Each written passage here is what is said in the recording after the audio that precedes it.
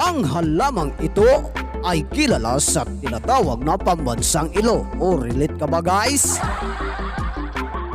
Pero wag ka dahil marami itong benepisyo. Ang hagunoy o sa English ay tinatawag na devilweed.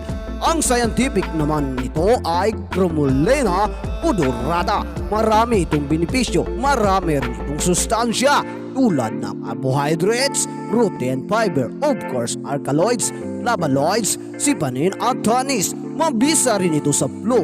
Kumuha lamang ng dahon nito, pigain at lagyan ng konting honey, inumin 3 beses sang araw. Mabisa rin ito sa kulebra.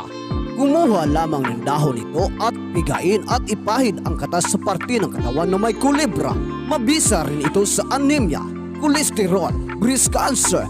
Kumuha ng dahon nito at nguyain. Of course, hugasan mo muna guys. Inumin ang katas